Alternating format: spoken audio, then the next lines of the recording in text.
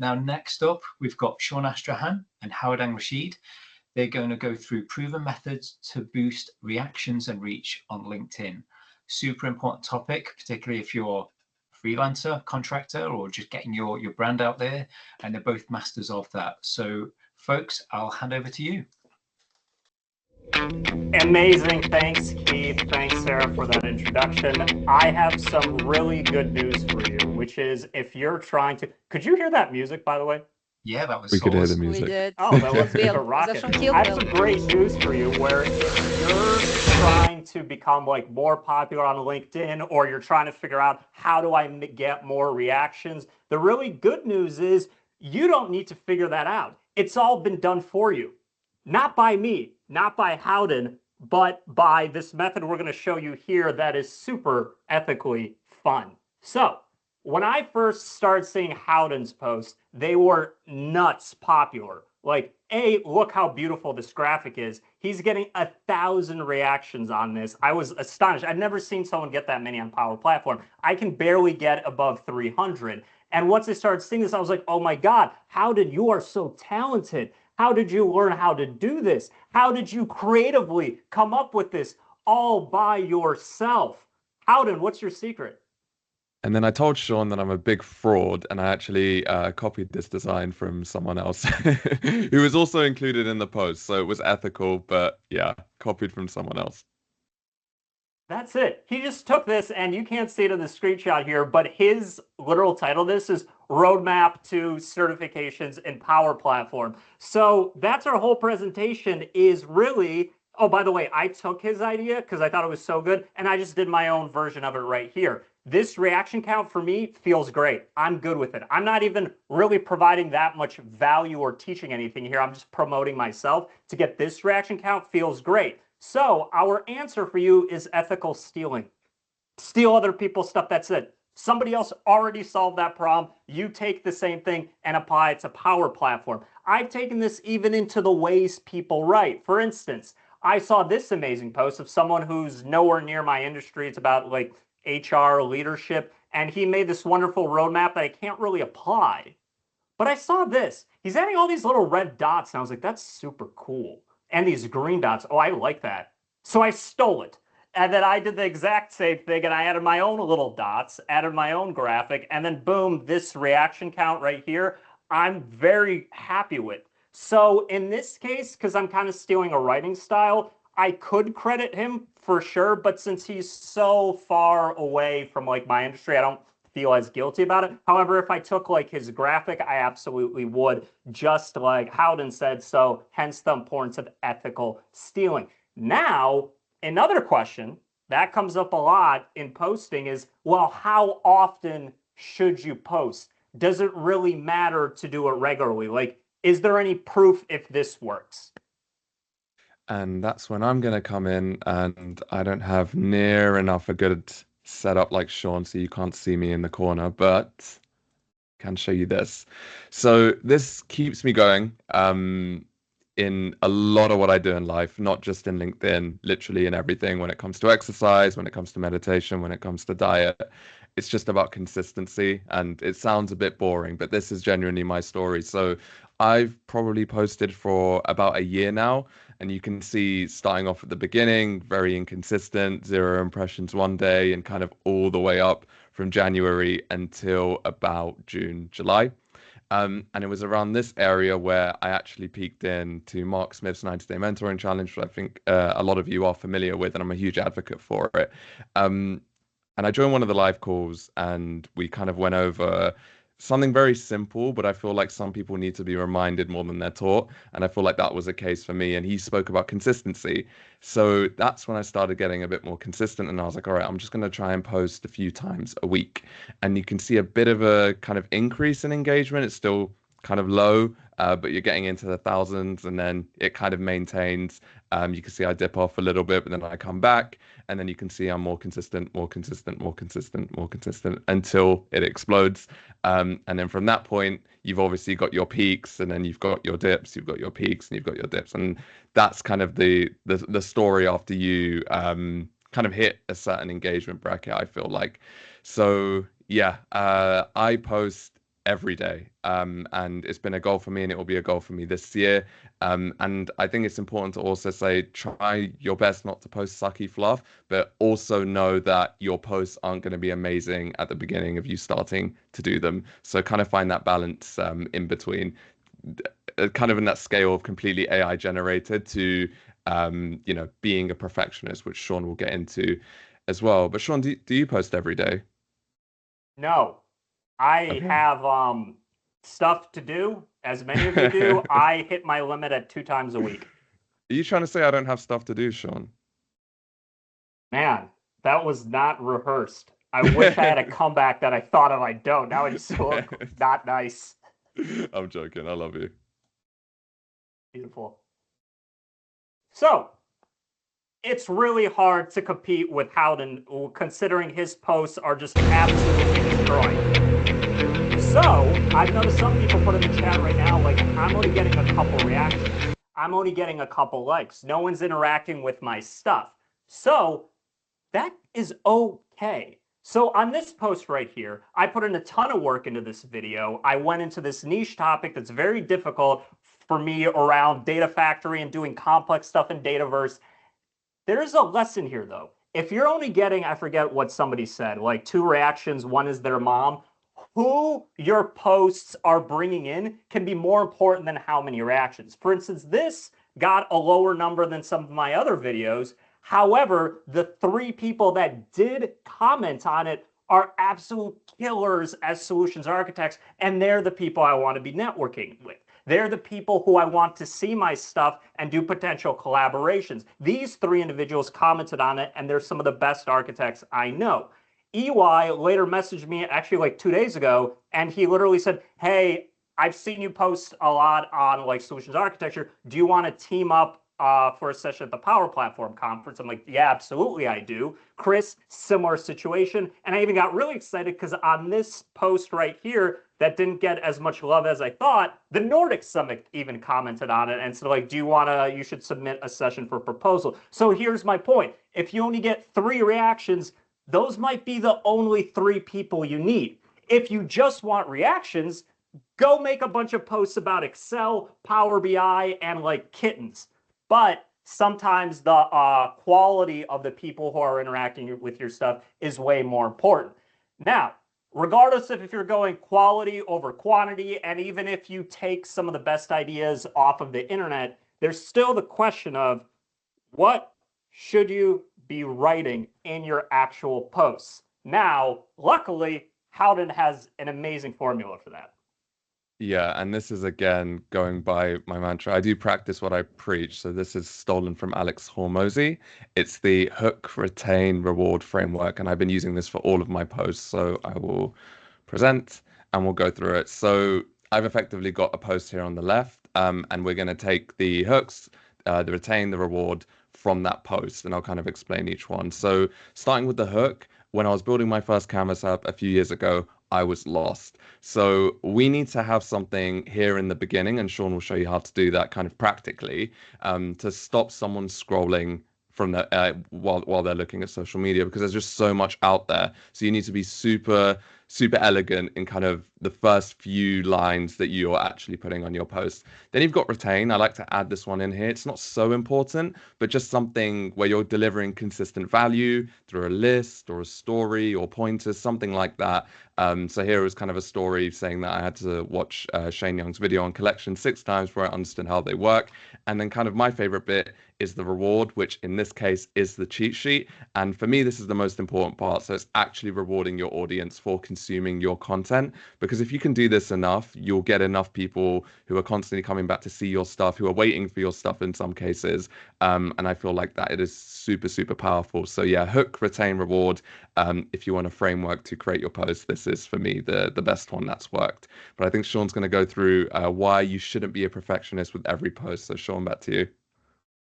For sure. So this post right here, I worked so hard on. I spent so much time deciding whether I should use the word sabotage or destroy. And I was like, are we doing blue dark or are we doing blue light? And then here I was like, okay, these shades are good. How big of an X should I do here? Should I do circle here or should I do an X here? And then I tried to make this gorgeous. And I thought this was such good advice here. I thought this post would honestly like do really well and crush. But the surprising things I actually noticed when I finally looked at the results was that it did really bad. That means when I actually looked at it, I was like, why is this doing so poorly? And there are multiple reasons. Maybe the people who follow me don't think of me as a recruiter. Maybe the fonts are ugly. There's a million reasons here. But the main mistake I did was not trying. The mistake I did was being a perfectionist. But I learned from this mistake. The thing is, Howden is able to post every single day because he's not falling into the perfectionist problem. So don't do what I did and make overly good stuff. What you can do is fishing. You could throw a little lure into the water and see if people even care about what you're talking about. So in this case, I took a screenshot right here of this, like, Power Pages cost $475 over 200. I spoke with Franco and I'm like, hey, if Power Pages were an internal app, could that work? Him and I messaged about it. I threw this together in like 15 minutes. And this absolutely destroyed in terms of reactions and comments compared to the PDF that I spent hours on. And from this, I changed my strategy. From now on, if you've noticed in my posts, I would post something that's just like kind of quick, explains an idea, and I'm trying to bring value. So if someone reads this, they get something out of it. But the main thing I'm doing is checking to see if people actually care about this.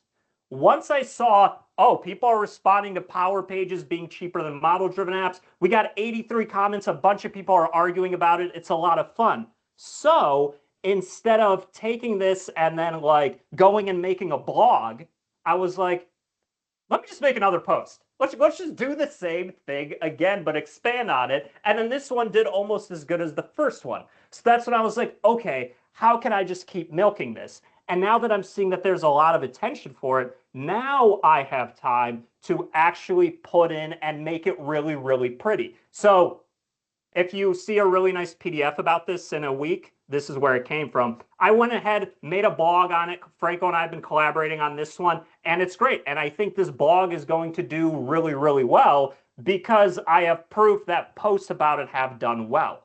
So the main lesson I'm trying to get across here is you could take the same topic, do it one way, do it another way, then go make long form. Like, do not make anything really nice until you actually have proof that people even care about it.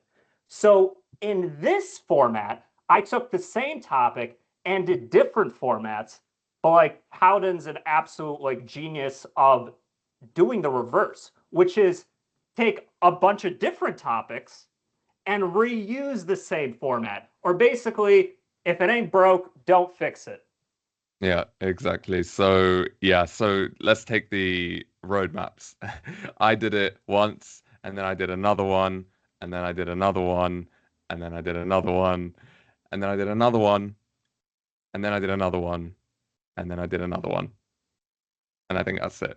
But you could see the amount of times I did this post, and every single time, I think it got over 100 reactions, which I think is quite good, and it's something I'm very comfortable with. Occasionally, it got 200 plus. Occasionally, it got 500 plus, and on the off times, it got 1,000. So I thought, if it ain't broke, don't fix it.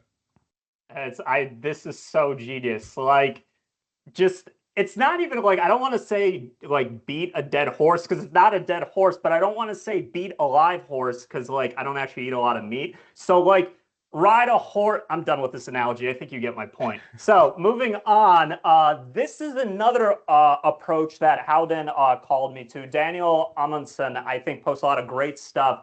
Howden, can you explain here why this methodology works so well? Yeah, so I think it goes off your point of not being so much of a perfectionist. And by the way, I'm not taking anything away from Daniel's work. I absolutely love it. And I think these tad bits of content are amazing. But I think it also illustrates the point that quick tips can give you insane results. Like all of Daniel's posts get more than 200 reactions, which is amazing because he shows you value in the first 5 seconds of looking at it. Like Power Automate flows are very nice to look at. And because it's so easy to consume, people like that. So I feel like we're constantly getting into a world of shorts and shorter form content, and I feel like Daniel's an excellent example of stuff that works in the Power Platform scene.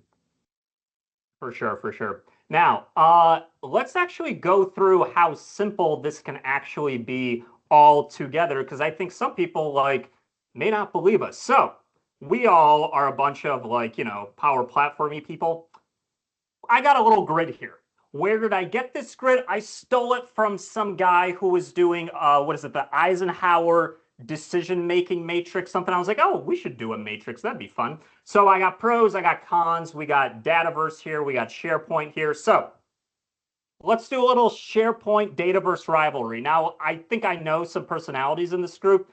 SharePoint isn't awful. You don't have to hate it. There's a place for it. So let's do a pro of SharePoint. Feel free to write this in the chat or raise your hand if you want to. I'll start off and make it easy. A pro of SharePoint is that it's free.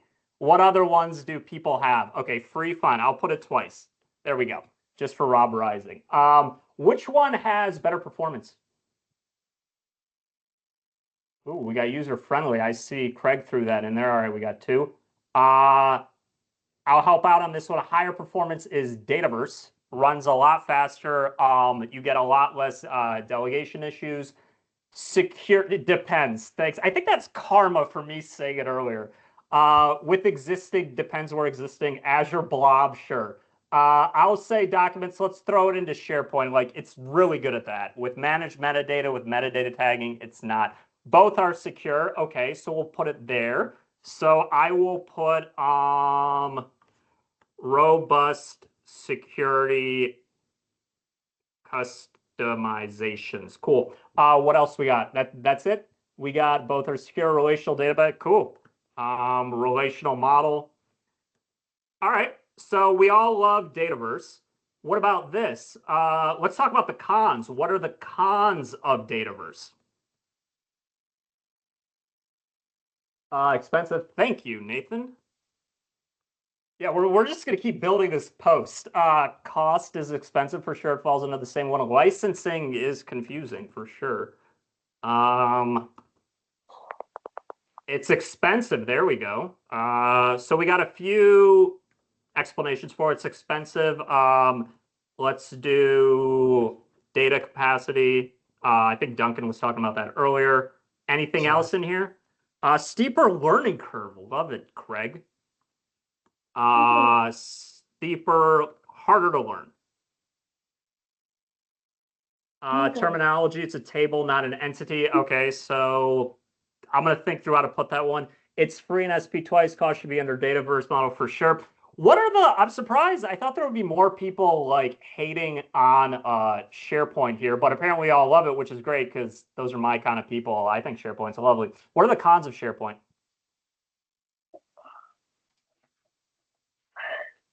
Okay. Not relational. It gets really bad when you start doing lookups of lookups. Thank you, Brad, fresh off his Canvas apps on that one. Delegation. Security should be a con, isn't it? I mean, it has security. It's just like less. Oh, what? Yeah, let's put that there. Less flexible security. Don't worry, we're almost done with activity. We're not spending this whole presentation helping me build a LinkedIn post, but that'd be awesome. Limitations on APIs. Rob, do you want to expand on that point? Do you want to come off mute? Yeah, so you're going to have a lot less throughput and bandwidth on SharePoint than you would on using Dataverse, and then limitations on how many items you can pull through as well. There's ways around it, but they're not exactly easy. Got it. API limits. Sweet.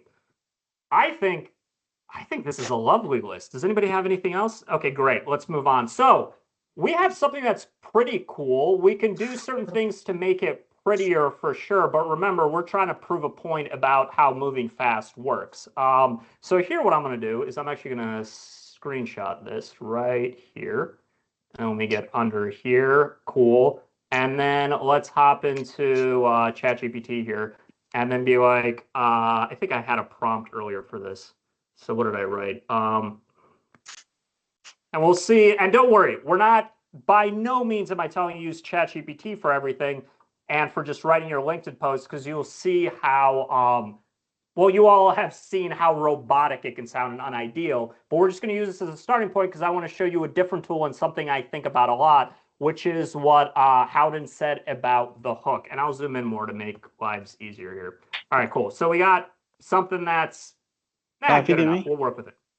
So here, did somebody add something they want to add? Anything? Hamza, you adding anything?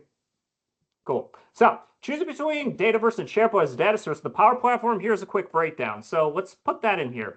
I like this tool a lot, LinkedIn Text Formatter.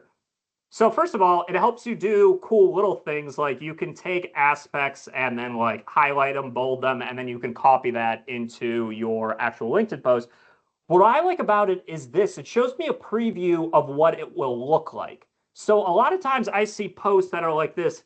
Hey, everyone, I've been doing some digging on choosing between Dataverse. And I noticed there are some key. Here's the thing. Right here, as you can notice, I'm starting to run out of space. So if I went down here and I like hit this enter button, you will see that it becomes grayed out here. So the person would only see, hey, everyone, I'm doing some digging on choosing between Dataverse, SharePoint as data source platform, and then like that's it. It might not be enticing enough for them to click on it. So in terms of where I put a lot of my time, it's obviously making the graphic, but it's also coming in here and like, how do I make this hook actually work? So in here, if we go back to what we had here, I think this is pretty good, but I think I would want to invoke more emotion around this, or like get into the fact that there's a kind of war happening with it. So I would maybe do something like, we need, I see SharePoint getting a lot of flack. Am I even spelling flack right? From Dataverse developers, but they both have their place. Now, we're going to do a little contest. That's my opening sentence. Does anyone want to write a better, thank you all before I embarrass myself. Who wants to do a better hook than this? Anyone have any ideas? When two tribes go to war. I like that one. Let's do what Franco just said. When two tribes go to war. I see, that's awesome. I didn't talk about, okay. Anything else? The Big Showdown. Oh, that one's fun. The Big Showdown. Okay.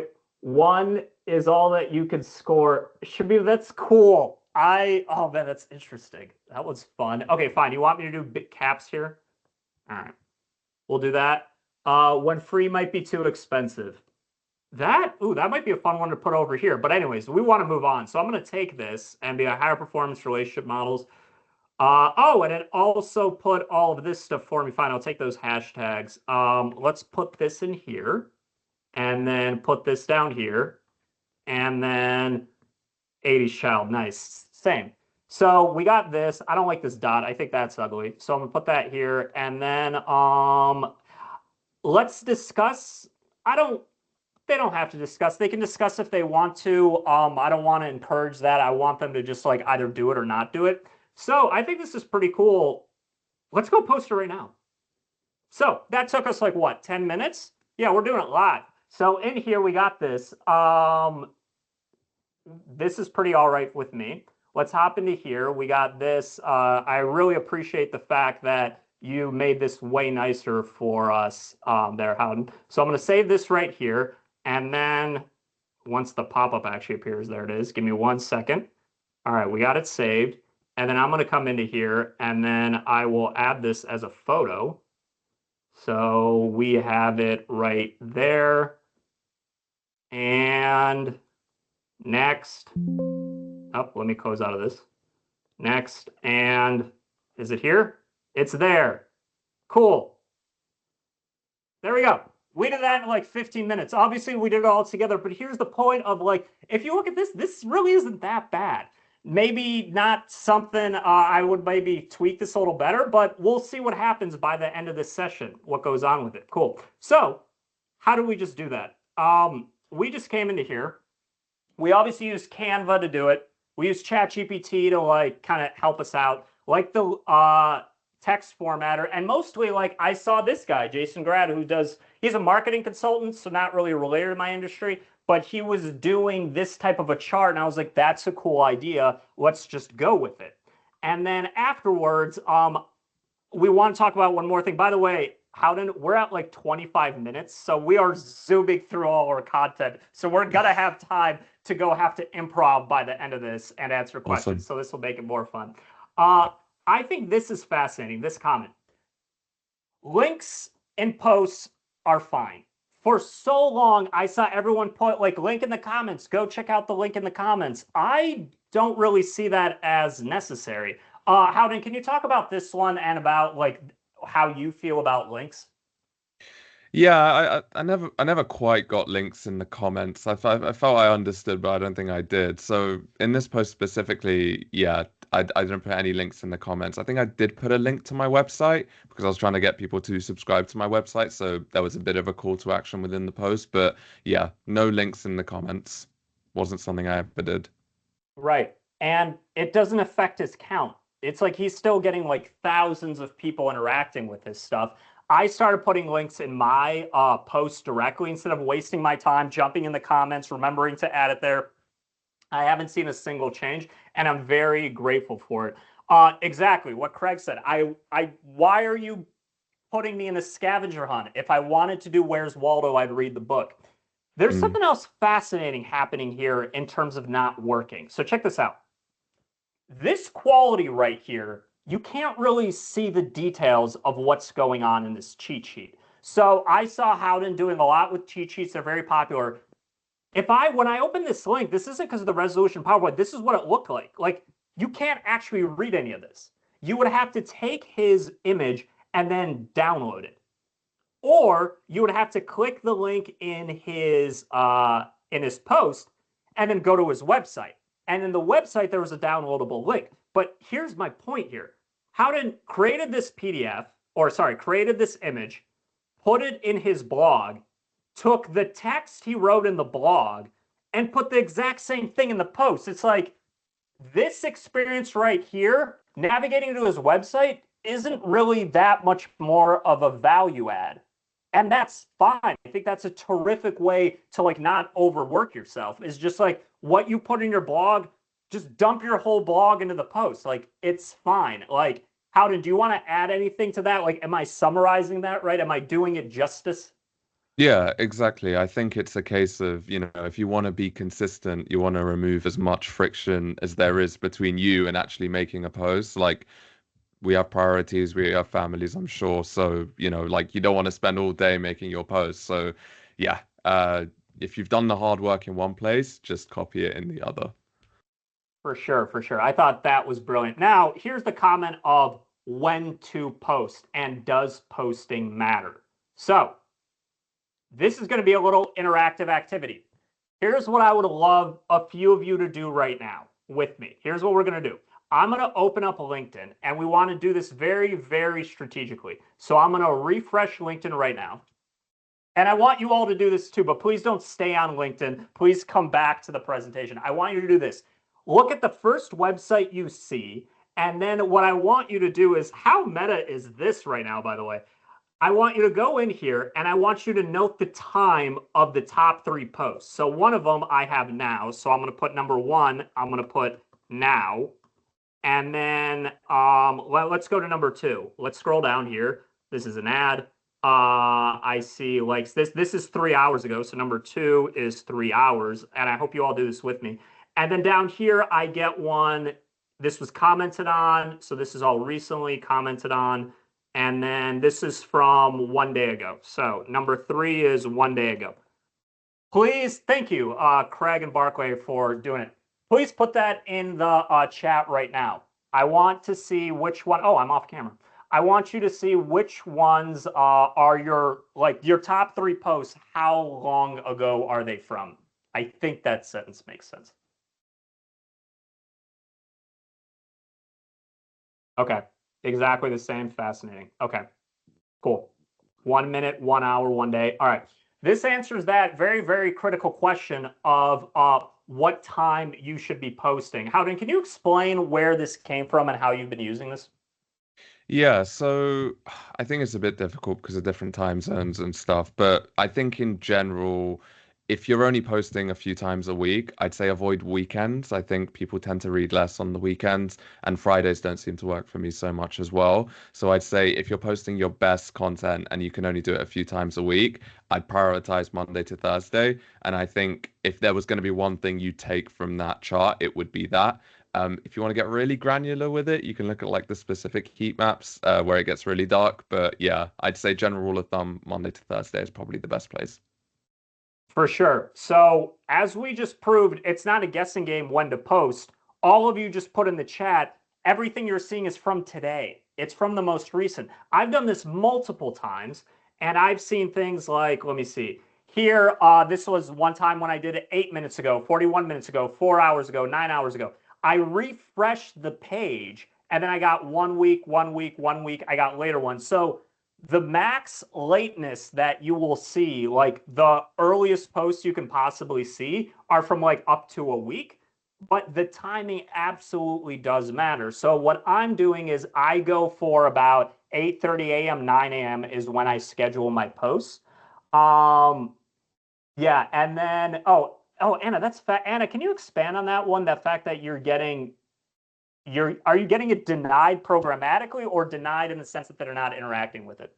No, like yeah, because like looking at that heat map, like what I've done, I always post it regularly on a Friday evening, like around 6-7 o'clock. And then like it's totally opposite to what I'm looking, and I still manage, you know my content. I still manage to build on that. So I think there might be some like exemption to the rule as well. So my what I'm saying is my experience is completely opposite to what I'm seeing on the screen now. That's fascinating. You know what? I'm curious if you switch it and try to post at like Mondays, does it change your engagement at all? Oh, okay. I will test the theory. I will test the theory. I will go for Wednesday afternoon. I will do a post on Friday, but I will schedule it for a Wednesday, and I will report back. Awesome. So that could be another myth we bust. But from what we're seeing in the chat, I'm purely going on like obviously a successful post, they're just going to keep posting. So Anna posts incredibly good stuff. So no wonder that's circulated to everyone. However, if you're new and coming up, if you're seeing in the chat, do a comparison. See if like posting when you think people are on there makes a difference. Because according to this chat, what you all are seeing is the most recent hottest stuff. Looking at LinkedIn during work hours. Great question. I see so many chats, but we got to move on. Cool. So next thing is, that was me refreshing a couple times. There's some other strategies I've noticed that seem to really work for people is really nailing that hook we were talking about earlier. Like in this one, Agnius gets a lot of attention for his posts, and he opens with, please don't do these at home. Like, I don't even know what he's talking about yet. He hasn't even gone into like Dataverse, PowerPoint. I don't even know what it is. He says it on the next one, but barely. He's teasing here. This approach for a hook, fantastic. I love this one. Another one is just using really, really, really good photos. If you do something like that, like I loved Welland's post of this with him and his family, it did very well. Just the photo is absolutely terrific. So when I see people doing selfies, like buy a nicer camera, I guess is my advice there. I don't do selfies because my phone isn't really that nice. Another point here is in terms of text, I would say is less important than actually getting the image in there and having the image grab the most attention. Howden, do you disagree or do you concur with that? No, I'd agree with you. I'd say an image acts as like almost a second hook because it just takes up so much of the screen. So if your image is really nice and your text isn't so good, it will probably still stop someone from scrolling. For sure, for sure. By the way, these slides that I'm showing you right now are the ones that Howden and I threw on here in case we had time to like talk about it. So if it's all right, Howden, do you want to pause and do a quick Q&A? Because we're just improvising at this point, which I'm Yeah, fine to let's show do you it. the rest of our stuff, but I wanted to see if anybody has any questions. Does anybody have any questions that they want to bring up or like concerns about LinkedIn or like any advice or anything in that before we just keep showing you some other things that we think are of value? No, I just posted on a chat question around what is your opinion on posting, personal posts on LinkedIn? Like, as much as I loved Buland photo and his family and everything, I just like, I don't know, it would be my style to go and like start posting my personal stuff. Like, I even feel a bit, I wasn't even sure if I want to like posts from attending like a Power Platform conference because it was like too many personal photos in it. So yeah, what is your opinion? I love that question so much. I have a very opinionated answer on that. Howden, do you have an Give me, opinion? Do you want to say yours first before I go?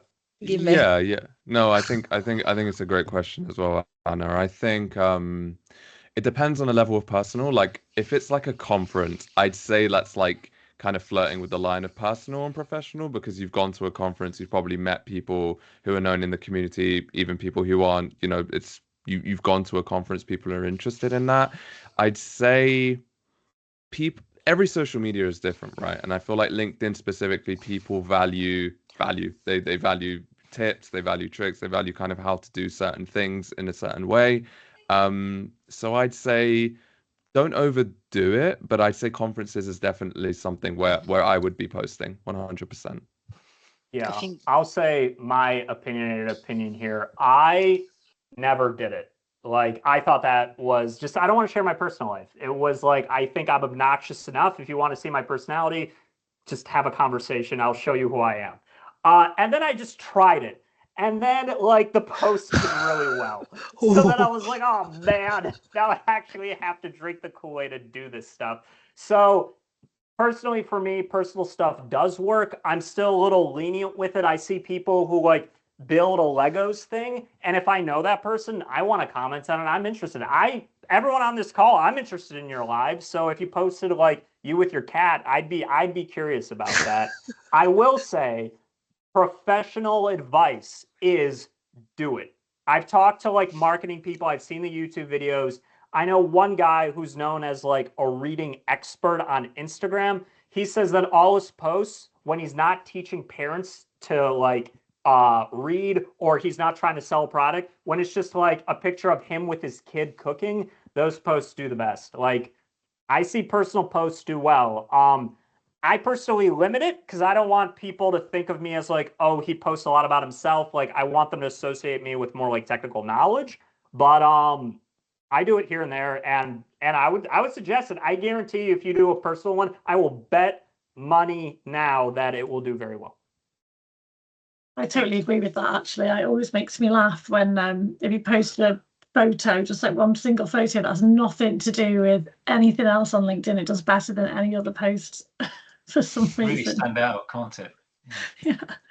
I also think though, I think for someone like you, Sean, you're well known, there's people joining your course, it can humanize you a little bit, make you more approachable. The odd, not I agree on the selfie points, but I think the odd little personal post might be quite nice to make you feel a bit more approachable. For sure. I completely agree with that. Also, Mary Myers had an amazing session on LinkedIn expertise. She talked about how personal posts also work for exactly, Sarah, just echoing what you just said. It humanizes you and people want to connect with that. What do you think about LinkedIn articles versus posting links to your blog articles? I have my thought on that. Howden, do you have a particular thought on that one? Yeah, that's a very good question. And it's funny actually, because when I started, I used to just do articles. So if you look at my LinkedIn, it's just articles in the beginning.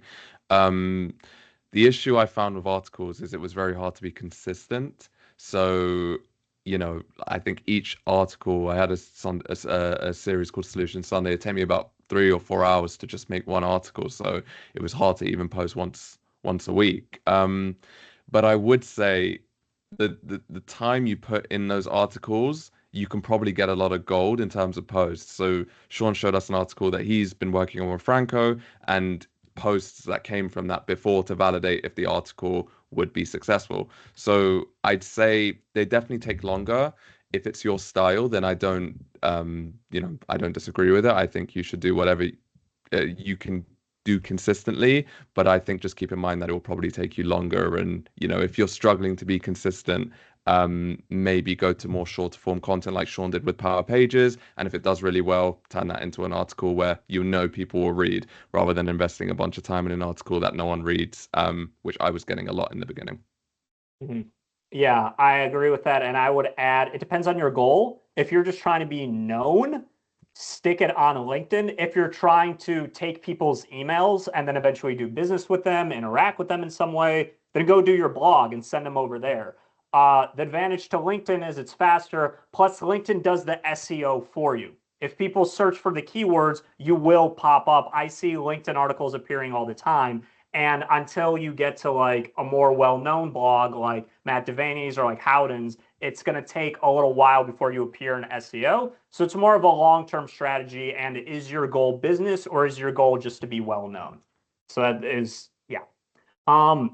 Anything else before we, any views on text content versus picture content versus video content? So Rebecca, here, I see picture content killing it. I see a lot of people saying video is the new thing, that that LinkedIn is moving to this whole Instagram Reels model. I don't see that at all in my posts. I put a ton of time into my videos.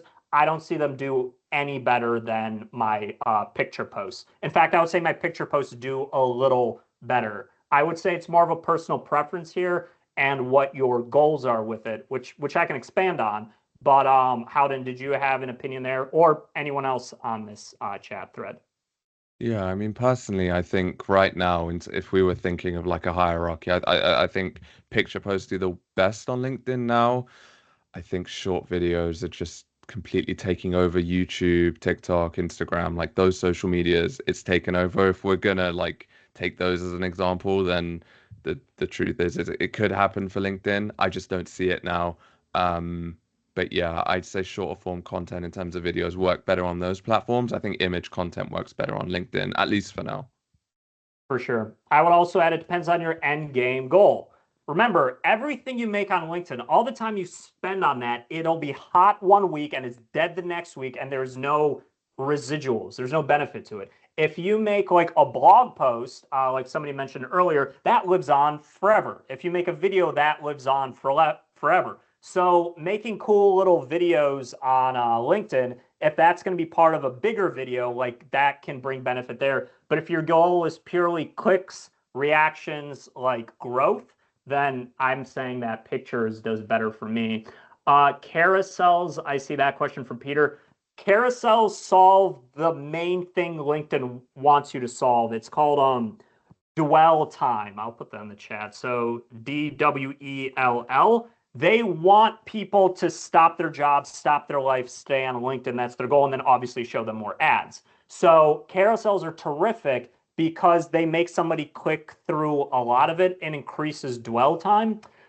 The only risk with doing them is you got to have a really good carousel. Like you got to convince them to click on the next page of the carousel. I've noticed personally when I've experimented with them, I haven't seen carousels do better than just an image post. And since image posts are faster, I've just been doing that. I'm still experimenting with them, but I don't see carousels as doing, they're more work, and I don't see them as giving me any more rewards personally. Anna, I know you're big in carousels, and then Howden, I don't know if you've been doing a lot of those. Yeah, I'll let Anna take this because I think she's very, very good at carousel posts. She is, but she's had to drop. She's Oh on no, duty, okay. sorry. No All right, problem. well, I'll give my opinion then. Nathan, I think is Nathan still here? He also. Nathan's also Yeah, really good Nathan's- at them. oh yeah, Yeah. Nathan, what's up, man? What do you think? Hey, sorry, I've got my camera off. I just got off the bike before this thing. Yeah, I found that carousels, firstly, I like them, you know, like I don't have the time to read blogs. I don't have the time to watch the video, whereas I can just flick through the carousel and quickly get the idea. And so I was like, okay, I like them, so I'm going to do it. And I've found that I get the highest engagement on those. The biggest challenge is how do you take a complex idea that might be paragraphs and paragraphs in a blog and make it 3 words on a slide? And that's the big challenge, but it's also kind of fun. And once you've got a template together, you can bang them out really quickly. So yeah, so that's been my experience. Nice. And yeah, I'd say Nathan is the king of carousels and Power Platform alongside Anna Black. They make great stuff with that. I haven't really cracked the code. I see Craig made a comment that he sees them as really popular. I'm gonna ask you, Craig, right here. Please share some links of LinkedIn people who are good at it. I would love to like ethically steal their ideas, see how they're formatting them, see what words they're using and such. Nathan hit a point that drove me insane with LinkedIn, which is I want to make really quality, informative, dense, deep, understandable stuff. And I feel like LinkedIn is not the place for that. What I've noticed is it has to be bite-sized, it has to be fast.